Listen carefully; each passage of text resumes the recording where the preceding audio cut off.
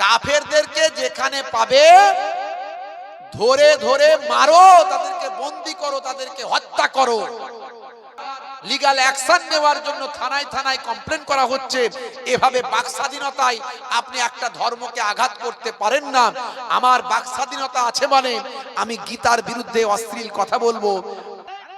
তিনি বলছেন কোরআন মাজিদ যেটা আসল কোরআন, সেটা নাকি বদরের যুদ্ধের সময় পুড়ে শেষ হয়ে গেছে। সেই আসল কোরআন নাকি নাই। শুনে আমি একজন মুসলিম হয়ে আমি গীতা ভালোবাসি, কারণ গীতার মধ্যে আছে লক্ষ লক্ষ মানুষের আবেগ, তাই গীতাকে আমি পছন্দ করি। ভাইয়েরা আমার, এই অসীম সরকারের মতো মানুষ তারা কোরআন মাজিদ নিয়ে প্রশ্ন তুলেছে। জানেন, তিনি বলছেন কোরআন মাজিদ যেটা আসল কোরআন, সেটা নাকি বদরের যুদ্ধের সময় পুড়ে শেষ হয়ে গেছে। সেই আসল কোরআন নাকি নাই। শুনেছেন তো নাকি? এই কারা কারা শুনেছেন একটু হাত তুলে দেখান তো দেখি। বেশি জন জানেননি, এখনো খবর পাননি নাকি? সোশ্যাল মিডিয়ায় ভাইরাল, বিরাট হইচই চলছে। থানায় থানায় তার বিরুদ্ধে এখন ভাই আমার লিগ্যাল অ্যাকশন নেওয়ার জন্য থানায় থানায় কমপ্লেন করা হচ্ছে।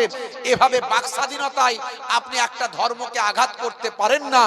আমার বাক স্বাধীনতা আছে মানে আমি গীতার বিরুদ্ধে অশ্লীল কথা বলবো, আমি বাইবেলের বিরুদ্ধে যা ইচ্ছা তাই বলবো। যারা বাইবেল মাননেওয়ালা মানুষ তারা আমাকে ছেড়ে দেবে না, নিশ্চয় সম্মান করবে না। যারা গীতা মাননেওয়ালা মানুষ, যারা বেদ মাননেওয়ালা মানুষ, যারা ত্রিপিটক মাননেওয়ালা মানুষ, তারা আমাকে ছেড়ে দেবে না। আমরা মুসলমান অত্যন্ত শান্তশিষ্ট একটা জাতি। আমরা যা বলে সব শুনে নি। আমরা বলি আল্লাহ বিচার করবে, কথা ঠিক না ভুল?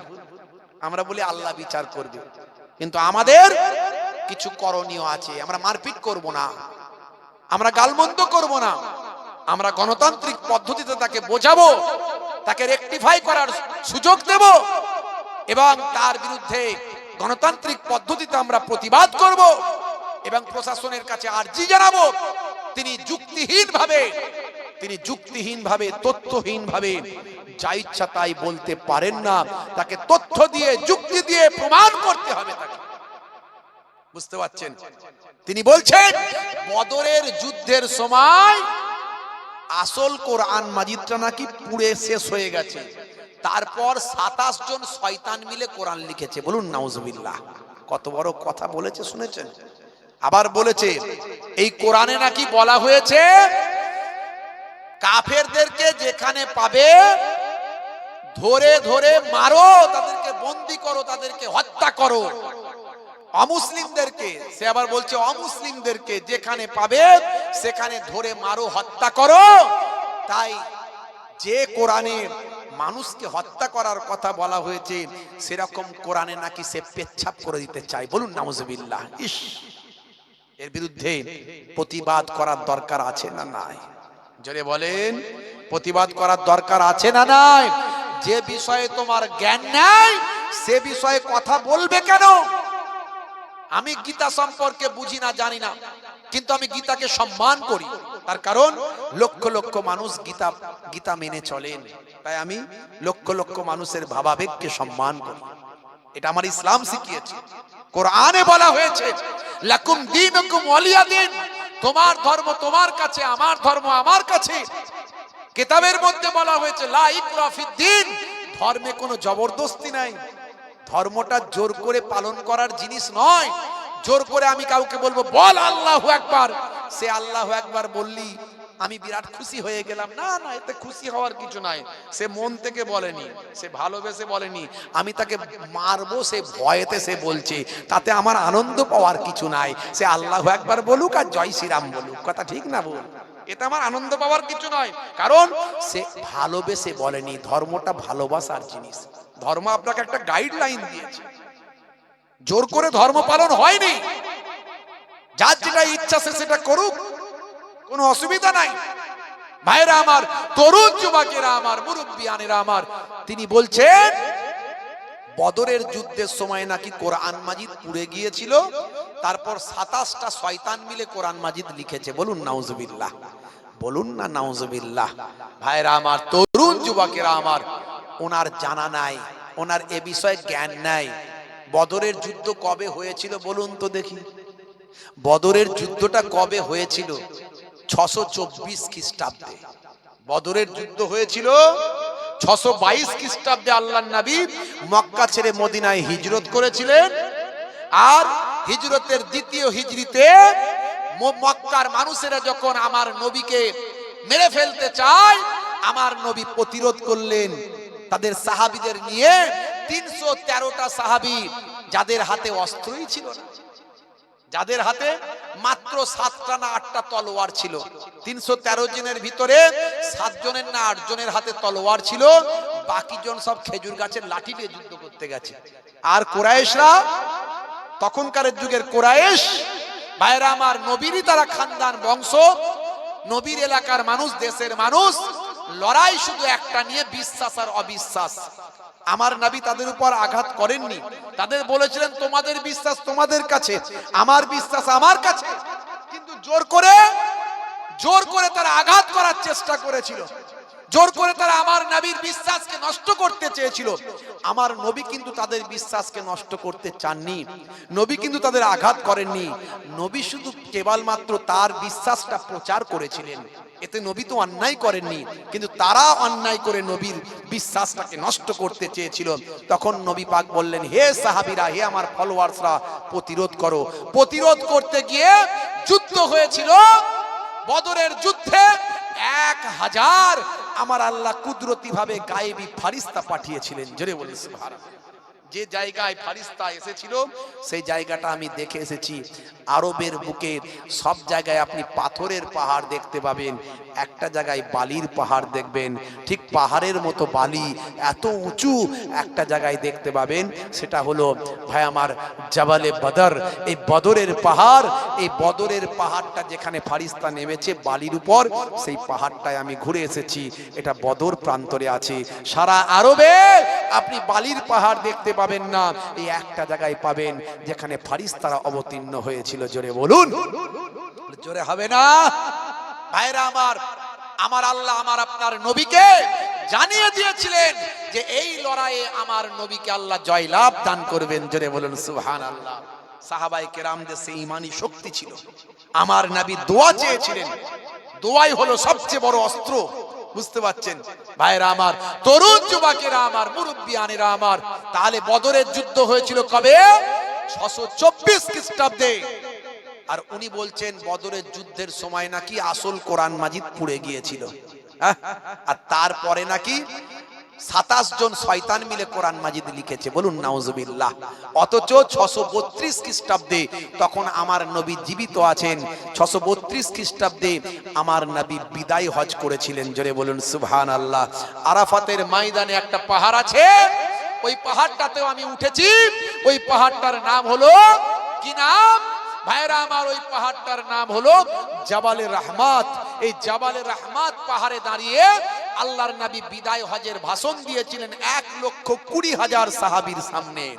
সেই সময় আল্লাহর নবীর কাছে আমার আল্লাহ ফারিস্তা জিবরাইল আলাইহিস সালাতু ওয়াস সালামকে পাঠিয়ে আবার কোরআন মাজিদের আয়াত নাজিল করলেন, আল ইয়াউমা আকমালতু লাকুম দীনাকুম ওয়া আতমামতু আলাইকুম নি'মাতি ওয়া রাদিতু লাকুমুল ইসলাম দীনান। তিনি বলছেন কোরআন মাজিদ পুরো শেষ হয়ে গেল, অথচ 632 খ্রিস্টাব্দে ভাই আমার, অন্তত 624 খ্রিস্টাব্দের পর এই 8 বছর পর কোরআন মাজিদ আবার নাজিল হচ্ছে। মাঝখানে অনেক নাজিল হয়েছে, মাঝখানে অনেকবার এসেছে। দীর্ঘ 23 বছর ধরে স্থান কাল পাত্র বিশেষে একটু একটু করে অবস্থার পরিপ্রেক্ষিতে কোরআন মাজিদ নাজিল হয়েছে। অর্থাৎ তার কথা যে মিথ্যা, তিনি যে ভুল বলছেন, কোরআন 624 খ্রিস্টাব্দে জ্বলে পুড়ে শেষ হয়ে গেছে। তিনি কোন ইতিহাসে পেয়েছেন আমরা পৃথিবীর আলেম ওলামারা কেউ জানি না, তিনি একাই জেনে গেলেন।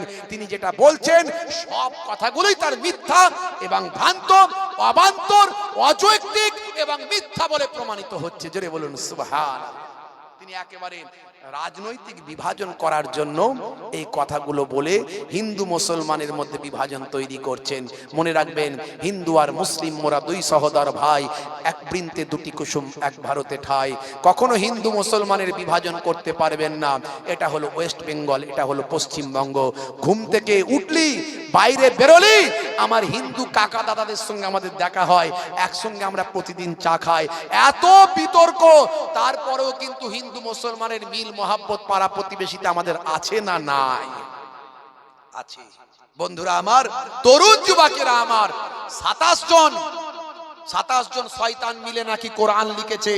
অথচ কোরআন মাজিদ খুলে দেখুন, আল্লাহ নিজে বলছেন এই কোরআন মাজিদ আমি আল্লাহ আমার পক্ষ থেকে নিদর্শন, আমার পক্ষ থেকে নির্দেশনা আমার আল্লাহ কোরআন মাজিদে বলে দিচ্ছেন। কি বলছেন? হে তরুণ যুবকেরা, হে আমার মুরব্বিয়ানেরা, আল্লাহ বলছেন নাহানু নাযালনা যিকরা ওয়া ইন্না লাহু লাহাফিজুন। এই কোরআন মাজিদ আমি আল্লাহ নাজিল করেছি, আর এর হেফাজতের দায়িত্বটাও আমি আল্লাহ নিজেই গ্রহণ করেছি। জোরে হবে না? এরা কোরআন মাজিদকে ব্যান্ড করতে চায়। এর আগেও সুপ্রিম কোর্টে ব্যান্ড করার জন্য মামলা করেছিল, সুপ্রিম কোর্ট এদের ফাইন করেছিল। আপনারা জানেন ওয়াসিম রেজভিকে দিয়ে আগের বার করিয়েছিল, এরাই করিয়েছিল। এই ওয়াসিম সরকারের মতো মানুষগুলোই করিয়েছিল সুপ্রিম কোর্টে মামলা 26টা আয়াত নিয়ে। 1-2 বছর আগে একটু মনে করুন কত হইচই হয়েছিল। সুপ্রিম কোর্টের বিচারপতি বলল, হে ওয়াসিম রেজভি, এর নাম ওয়াসিম সরকার, তার নাম ওয়াসিম রেজভি, বুঝতে পারছেন? এরাই তো করিয়েছিল। হে ওয়াসিম রেজভি, শোনো, তোমার যে আয়াতগুলো নিয়ে কোশ্চেন তৈরি হয়েছে, তুমি যদি আগের আয়াত আর পরের আয়াতগুলো পড়তে, আমি তোমার এই জন্য পড়া শুরু করলাম, আমি পড়ে দেখলাম আগের আয়াতগুলো পরের আয়াতগুলো যদি পড়তে তোমার সমস্যার সমাধান হয়ে যেত। হ্যাঁ, তুমি যে বলছো কোরআনে বলা হয়েছে অমুসলিমদের যেখানে পাবে সেখানেই ঘিরে ধরে হত্যা করবে, এর মানে এটা হিন্দুদেরকে নয়, এটা খ্রিস্টান জৈন বৌদ্ধদেরকে নয়, এটা তৎকালীন যুগে যারা আমার নবীকে অ্যাটাক করতে এসেছিল, যারা মদিনা শরীফকে ধ্বংস করতে এসেছিল, যারা মুসলমানদের মেরে ফেলতে এসেছিল। তোমাকে কেউ মেরে ফেলতে এসেছে, তো তুমি তাকে ভালোবেসে কি করবে? ফুল দিয়ে বরণ করবে নাকি? না, তুমি কি করবে? প্রতিরোধ করবে, তাই তো? তাই এই যুদ্ধের কথা তুমি বাইবেলে খুলে দেখো, আছে না নাই? এই যুদ্ধের কথা তুমি এই রামায়ণ মহাভারতে আছে না নাই? দেখো, যুদ্ধের কথা তুমি খুলে দেখো। সব ধর্মগ্রন্থেই ন্যায়ের জন্য, ন্যায়কে প্রতিষ্ঠা করার জন্য যুদ্ধ করতে বলা হয়েছে। সেই যুদ্ধটা সততার জন্য, ন্যায়ের জন্য, মানুষের উপকারের জন্য যুদ্ধ। কেউ অন্যায় করছে, আপনি তার প্রতিরোধ করছেন, অন্যায়টা করতে দিচ্ছেন না, তো এটা তো ভালো জিনিস। এখানে কোথায় বলা হয়েছে হিন্দুদের কথা? মিথ্যা কথা। এখানে বলা হয়েছে যারা ইসলামকে ধ্বংস করতে আসছে তারা হলো কাফের, তারা হলো অবিশ্বাসী। তৎকালীন যুগের কথা বলা হয়েছে, এটা এখনকার যুগের কথা বলা নয়। সুপ্রিম কোর্টের বিচারপতি বললেন, হে ওয়াসিম রেজভি, আজকের যুগে যেটা ওয়াসিম সরকারের কথা, তখনকার যুগে ওয়াসিম, এই কয়েক বছর আগে ওয়াসিম রেজভির কথা। ওয়াসিম রেজভিকে বললেন, তুমি যা বলছো তোমার কথা ঠিক নয়। আগে আর পরের লাইনগুলো যদি পড়তে কোরআনের, তোমার সমস্যার সমাধান হতো। তুমি সারা পৃথিবীর 200 কোটি মানুষের ভাবাবেগে আঘাত করেছো, তাই সুপ্রিম কোর্ট তোমাকে 50,000 টাকা জরিমানা করলো। আল্লাহ বলছেন, যে আমার কোরআনকে বদলে দিতে চায় আমি আল্লাহ তাকে বদলে দেব। ওয়াসিম রেজভির নাম, ঠিকানা, অ্যাড্রেস, পরিচয়, নাম ধাম সব বদলে গেছে। এখন আর ওয়াসিম রেজভি তার নাম নাই। বুঝতে পারছেন? একটু গবেষণা করে দেখুন, আপনি জানতে পারবেন। হে তরুণ যুবকেরা, বাংলাদেশের একজন অমুসলিম হিন্দু ভাই ইন্টারনেটে আছে, সার্চ করে দেখবেন। আমি একজন মুসলিম হয়ে আমি গীতা ভালোবাসি, কারণ গীতার মধ্যে আছে লক্ষ লক্ষ মানুষের আবেগ, তাই গীতাকে আমি পছন্দ করি। আমি একজন মুসলিম হয়েও আমি বাইবেল ভালোবাসি, কারণ বাইবেলের মধ্যে আছে লক্ষ লক্ষ কোটি কোটি মানুষের আবেগ, তাদের ধর্মগ্রন্থ তাদের কাছে। কোরআনেই তো বলে দেওয়া হয়েছে লাকুম দীনুকুম ওয়ালিয়া দিন। তাই কোরআন শান্তির কথা বলে, কোরআন সম্প্রীতির কথা বলে। ভালো করে কোরআন মাজিদ বুঝবেন। কোরআনকে সামনে রেখে কয়েকটা লাইন তুলে নিয়ে এসে রাজনীতির জন্য ব্যবহার করবেন না। হে তরুণ যুবকেরা, কোরআন সৌহার্দ্যের কথা বলেন। কোরআন বলেন একজন নিরীহ মানুষকে হত্যা করা মানব জাতি হত্যা করার সমান। ইসলাম বলেছেন, দিন বলেছে, কিতাব বলেছেন, ভাই আমার দোস্ত আমার, একজন নিরীহ মানুষকে রক্ষা করা মানব জাতি রক্ষা করার সমান। এই কিতাবেই বলা হয়েছে লা ইয়ারহামুল্লাহু মান লা ইয়ারহামুন নাস, যে মনুষ্য জাতির উপর দয়া করে না মহান আল্লাহ তার উপর দয়া করেন না। এই কোরআন মাজিদে আমার আল্লাহ বলছেন লাকুম দীনুকুম ওয়ালিয়া দিন, তোমার ধর্ম তোমার কাছে, আমার ধর্ম আমার কাছে। ধর্ম নিয়ে কোনো জবরদস্তি নাই। হে তরুণ যুবকেরা, কোরআন সৌহার্দ্যের কথা বলেন, কোরআন সম্প্রীতির কথা বলেন, কোরআন ভ্রাতৃত্বের কথা বলেন, কোরআন ক্ষুধার্তকে খাওয়ানোর কথা বলেন, কোরআন মাজিদ পথহারাকে পথ দেখানোর কথা বলেন, কোরআন মাজিদ বিপদগ্রস্ত মানুষকে দেখার কথা বলেন, অসুস্থ মানুষকে ট্রিটমেন্টের কথা বলেন। কোরআন মাজিদ পড়লেন আপনি কোরআনের প্রেমিক হবেন, আর কোরআনকে ভালোবেসেন কোরআনের প্রেমিক হয়ে যাবে। বুঝতে হবে, মিথ্যা কথা বলে রাজনীতি করে বাজার গরম করার কোনো দরকার নাই।